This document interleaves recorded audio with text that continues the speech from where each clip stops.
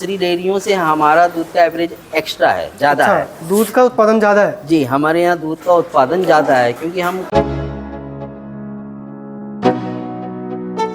Sir आपका स्वागत है हमारे YouTube channel farming education hub में। जी, आपका भी बहुत बहुत स्वागत है। हमारे दर्शकों का भी बहुत बहुत स्वागत है। फर्स्ट पार्ट में सर आपने टूर कराया और सेकंड पार्ट में हम आपके डेयरी फार्मिंग जर्नी और एक्सपीरियंस के बारे में जानना चाहेंगे। जी, तो सर सबसे पहले आप ये बताइए, आप डेयरी फार्मिंग सेक्टर से कब जुड़े, कब से आप करना स्टार्ट किया? देखिए जैसे हमने पहले बताया अभी पहले फर्स्ट पार्ट में जी। कि ये काम तो हमको विरासत में मिला है। अच्छा। लेकिन विरासत में ये छोटे पैमाने पर मिला था। जी। फिर इसको समझ कर हमने और ज़रूरत के हिसाब से इसको बढ़ाया। हमने 300 प्लस एनिमल्स किया है इसमें। जब सर आपने डेयरी फार्मिंग से जुड़े, यानी पुश्तैनी एनिमल आपको कितने मिले हुए थे? हमें पुश्तैनी एनिमल्स मिले थे लगभग 8 से 10। 8 से 10? जी, मात्र 8 से 10? 8 से 10 एनिमल्स मिले थे। और उसके बाद हमारे पिताजी के साथ ही हमारा काम चलता रहा। अच्छा। उनके साथ हमने बहुत स्ट्रगल किया, बहुत स्ट्रगल करके फिर इस मुकाम पे आए हैं कि आज हमारे पास 350 के लगभग। तो जो आपके सर एनिमल बढ़े, तो आपने ब्रीडिंग किया या परचेजिंग किया, आपका फोकस कैसा था? देखिए हम इसमें ब्रीडिंग भी होती है, परचेसिंग भी होती है। अच्छा, जैसे अगर देखा जाए तो आपकी डेयरी में भी ज़्यादा ना काफ दिख रहे हैं ना हीफर दिख रहे हैं, तो कैसे ब्रीडिंग करते हैं आप? देखिए ब्रीडिंग से मतलब है कि जैसे ये पड़ियाँ आप देख रहे हैं जी। अभी, जब ये थोड़ी बड़ी हो जाती है ना, जी जी। तो इनको हम देहात में दे देते हैं, देहात में या देते हैं। बेच भी देते हैं। तो ये पड़ियाँ क्या है, हम लोगों के पास उतनी ज़्यादा जगह नहीं होती कि ब्रीडिंग करके इनके बच्चे भी हम रख पाएँ। बिल्कुल सही बात है। तो ये हम दे देते हैं। तो ये जैसे यूपी में, बिहार में या हरियाणा में ये यहाँ से जाती हैं, वहाँ वो लोग पालते हैं। बिल्कुल। वो वहाँ से भैंस बन के फिर यहाँ आती हैं। हाँ, थोड़ा सा अच्छे रेट में आपको मिल जाती होंगी। जी, आप पैसे कॉन्ट्रैक्ट अच्छे रखते हैं? खासे रेट में मिल जाते हैं पैसे। जी। तो इस तरीके से आप हमारे यहाँ आपको बहुत ज़्यादा बच्चे बहुत ज़्यादा नहीं दिखाई दे रहे होंगे। बिल्कुल। बस जब ये 4-6 महीने के हो जाते हैं, 6 महीने के, उसके बाद कोई भी किसान बंधु आते हैं हमारे पास तो हम उनको बेच देते हैं। और मुझे लगता है जो सर बड़ी डेयरियाँ हो जाती हैं, जैसे अगर 100 प्लस एनिमल हो जाते हैं, तो काफ पालना बहुत ही टेढ़ी खीर हो जाती है। ये महंगे भी पड़ते हैं ना, राशन वगैरह इतना महंगा है। और एक काफ, एक भैंस के बच्चे को फिर भैंस बनाने में 4 साल का समय लगता है। बिल्कुल। उस 4 साल में बहुत सारे रिस्क भी होते हैं। जी। कई प्रकार के रिस्क होते हैं। फिर राशन पानी, लेबर, सब कुछ इतना महंगा है। और फिर जगह की भी प्रॉब्लम रहती है।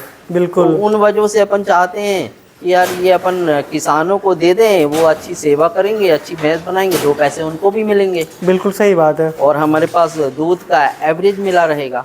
जी।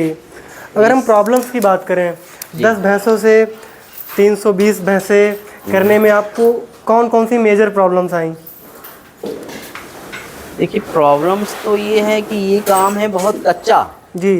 कच्चे से मेरा मतलब ये है कि कभी कोई शादी ब्याह फंक्शन या मौत मट्टी कुछ भी हो जाए, हमको ये काम करना ही पड़ता है। बिल्कुल। सुबह का सुबह, शाम का शाम। जैसे अपन दूसरे कामों में देखते हैं कि अगर घर में कुछ प्रोग्राम है या कहीं जाना है, अपन ने शटर बंद की, ताला लगा दिया उसमें, और जब अपन आए तब खोलेंगे। लेकिन इसमें ये काम नहीं है। और टोटल लेबर डिपेंड काम है ये।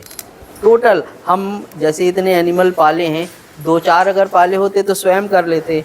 इतने जानवरों में हमें बहुत सारे लेबर की ज़रूरत होती है। बिल्कुल सर। तो ये टोटल लेबर डिपेंड काम है। तो हमें लेबर का भी बहुत ख्याल रखना पड़ता है। और लेबर कभी कभी छुट्टी उट्टी पे चली जाती है तो उसमें बहुत प्रॉब्लम होती है। बहुत प्रॉब्लम्स आ बहुत जाते हैं। प्रॉब्लम होती है।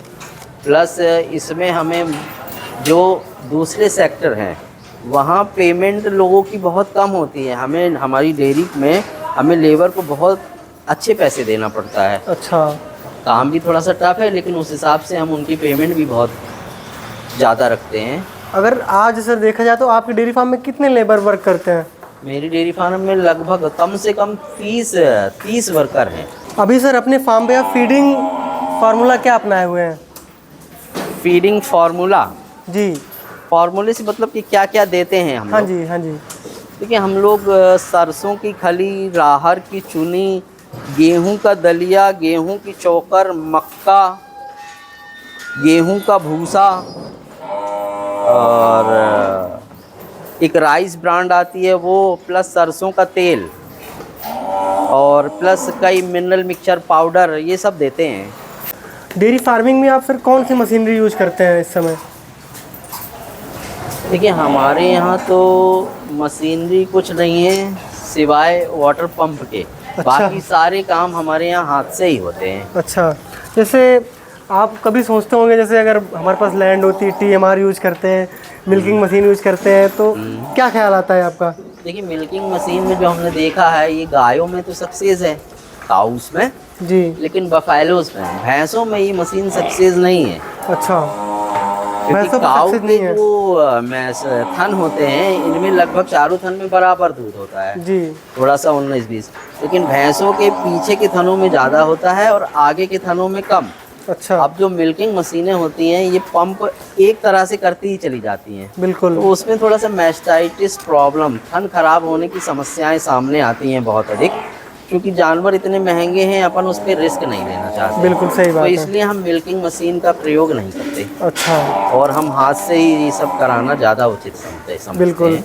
आपके डेयरी फार्म में सर कितने मिल्क का प्रोडक्शन होता है? मेरे यहाँ लगभग 2200 लीटर 2200 लीटर 2200 लीटर लगभग। जी, इसमें 150 लीटर इधर उधर हो जाता है टाइम की वजह से या लेबर की वजह से। लगभग 2200 लीटर दूध मेरे पास है इतने एनिमल्स का। 2200 लीटर है जी। तो कहाँ सेल करते हैं आप? ये हमारे खुद का काउंटर भी है, प्लस हॉकर्स जो हैं दूध वाले, दूध खरीद कर बेचने वाले, वो भी आते हैं। मतलब लेने लगभग के सर लिए। जो आपका और काउंटर में थोड़ा- कितना सेल हो जाता है? हमारे यहाँ काउंटर में लगभग 1000 लीटर दूध तो हमारा सेल हो जाता है। 1000 लीटर जी। किस रेट से सेल होता है? वो हमारा जैसे हमारे जो काउंटर जो है जी, उसमें हमने कमीशन पे लड़के लगा रखे हैं। अच्छा, कमीशन पे? हाँ, दुकान हमारी है लेकिन हम उनको कमीशन में देते हैं, तो वो हमें 58 रुपीज़ के पैसे देते हैं। 58 के। जी। तो ऑन एवरेज क्या पड़ जाती है जो 2200 लीटर दूध है आपका? हाँ। लगभग कितनी एवरेज पड़ जाती है कि इतनी एवरेज से हमारा दूध सेल हो रहा है?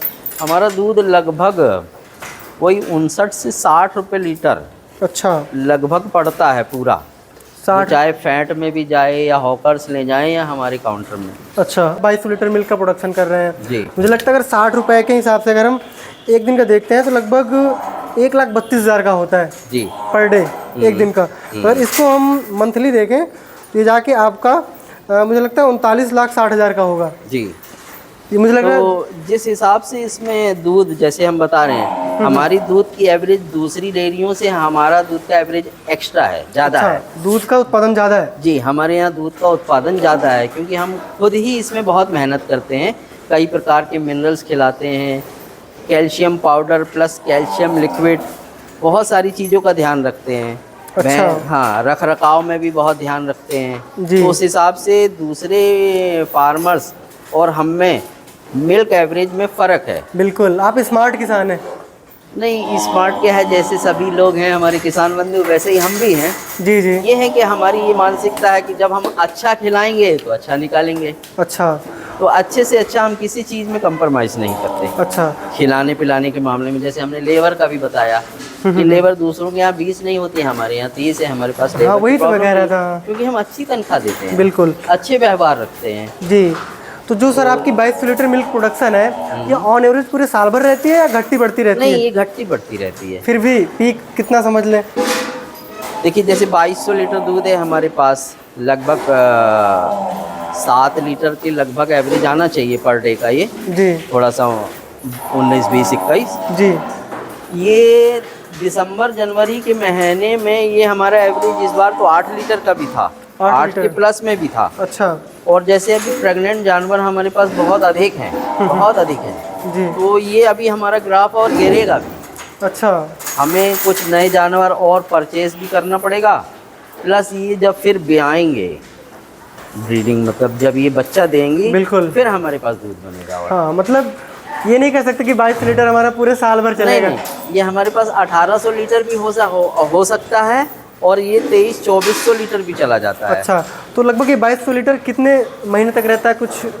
अभी हम पिछले महीने का आपको रिकॉर्ड दिखाएंगे ऑन रिकॉर्ड। जी। तो हमारे पास 2300 लीटर भी था, अच्छा 2400 लीटर भी था। अच्छा। जैसे अब हमारा 2200 है, अब ये 2000 भी जाएगा और 1800 भी जाएगा। अच्छा प्रेग्नेंट जानवर बहुत अधिक हैं, ब्याने वाली संख्या थोड़ी लेट है। अच्छा जी। तो ये सब बहुत सारी चीज़ें मान लीजिए इस पर लगभग डिपेंड होता है। 5-6 महीने तो हो ही जाता होगा कंफर्म। हाँ, इतना तो मान ही सकते हैं अपन। ये क्या रहता है, ब्याती रहती हैं, गाभिन होती जाती हैं, ब्याती, इनके कुछ समय चक्र भी चलते हैं। कुछ महीनों में ये ज़्यादा ब्याती हैं, अच्छा। कुछ महीनों में कम ब्याती हैं। जैसे मार्च अप्रैल, इसमें बहुत कम एनिमल्स ब्याते हैं। अच्छा। जुलाई अगस्त सितंबर, इसमें बहुत अधिक ब्याते हैं जी। लेकिन उस समय अगस्त के महीने में ना गर्मी बहुत वाली तपिश वाली होती है, जी जी। तो उसमें प्रोडक्शन डाउन रहता है फिर भी। अच्छा, तो आप सर ये सर नवंबर दिसंबर में प्रोडक्शन जो है, जनवरी, इसमें प्रोडक्शन बहुत अधिक होता है। अच्छा प्रोडक्शन होता है। इनकम कैसे होती है, मतलब कैसे जनरेट करते हैं? क्योंकि जैसे मान लीजिए आपने बताया 22 लीटर होता है, इतने दूध में जाता है, तो फार्मर क्या करता है, इतना मल्टीप्लाई किया इंटू इतना और इतना 4 करोड़ 5 करोड़, मतलब उनका क्या रहता है ना, वो उस पर कैलकुलेटर में जाता है। तो आप क्या कहना चाहेंगे? हमने आपको बताया कि हमको ये काम विरासत में मिला, 8-10 जानवर हमें मिले जी, लेकिन हमने इसी से कमाया और इसी में लगाया ज़्यादातर। अच्छा। अभी भी हम ज़्यादातर जो है कमाते हैं, लगाते हैं। अब घर में शादी ब्याह हैं या फिर रहन सहन भी बदल रहा है। मान लीजिए हम इतने बड़े फार्मर हैं, तो हमारे घर का, हमारे बच्चों की एजुकेशन किस तरह से है, तो अगर हमारा व्यापार इतना है तो हमारे खर्चे भी उतने हैं। बिल्कुल सही बात है। और एक अच्छी ज़िंदगी जी रहे हैं हम। स्ट्रगल तो बहुत है, महंगाई बहुत है। हमें जो राशन है इसका जब हम एवरेज जोड़ते हैं तो ये लगभग 30 से 32 रुपये केजी पर जाता है। और अगर हमारा 7 लीटर का एवरेज है तो हमें 12 किलो का एवरेज भैंस का होता है, भूसा खिलाने का 10 से 12 किलो का जी। 7-7.5 किलो, 7 से 8 किलो हमें जो चूनी चोकर खली होती है ये खिलाना होता है। अच्छा। प्लस दवाइयाँ हैं या कई प्रकार की चीज़ें, ये सब देना रहता है। ओवरऑल ये रहता है कि डेयरी फार्मर खुश रहता है, कभी पैसे की प्रॉब्लम नहीं आती लाइफ में।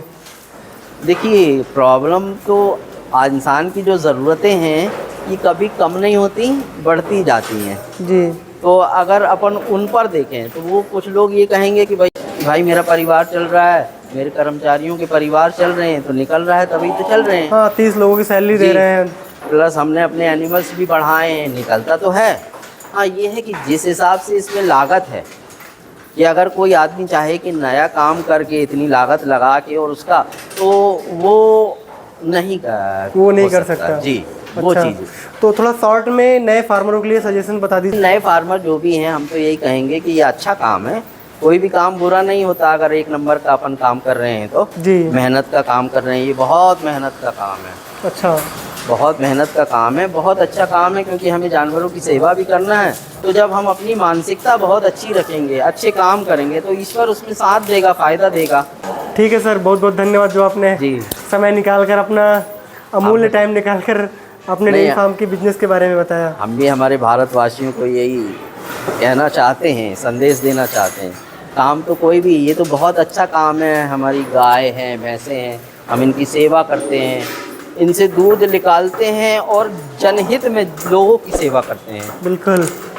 तो हमारी शुभकामनाएं हैं सबके साथ, आपके साथ, हमारे देशवासियों के साथ।